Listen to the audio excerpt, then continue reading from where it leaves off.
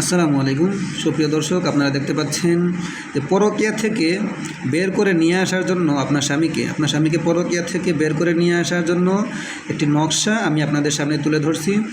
সম্মানিত দর্শকবৃন্দ, আপনারা খেয়াল করেন, এই নকশাটি প্রথমে শনিবারে অথবা মঙ্গলবারে যে কোনো শনিবারে অথবা মঙ্গলবারে আপনারা ফজরের নামাজের পরে এই নকশাটি মেশকো জাফরানের কালি দিয়ে লাল কাগজে আপনারা এই নকশাটি লিখবেন।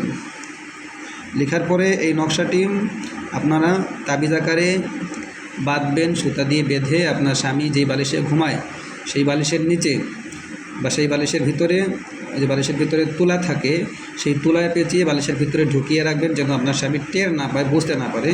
আর অবশ্যই খেয়াল রাখবেন, এই যে এই নকশাটির নিচে এইখানে আপনি লিখবেন আপনার স্বামীর নাম লিখবেন। আর গিয়ে আপনি প্রথমে লিখবেন যে রহিম, মনে করেন আপনার স্বামীর আব্বুর নাম লিখবেন, আপনার এই শ্বশুরের নাম মনে করেন রহিম, আর আপনার স্বামীর নাম গিয়ে করিম।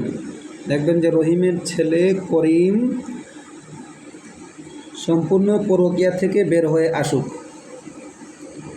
রহিমের ছেলে করিম সম্পূর্ণ পরকীয়া থেকে বের হয়ে আসুক।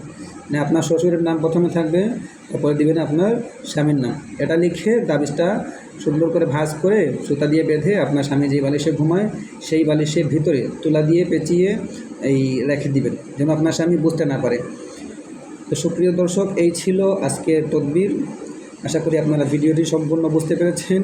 যদি ভিডিওটি ভালো লাগে তাহলে অবশ্যই লাইক, কমেন্ট এবং শেয়ার করে দিবেন। যারা আপনাদের মতো এরকম সমস্যা আছে তাদের কাছে, যেন তারাও এই তদবিরটি করতে পারে।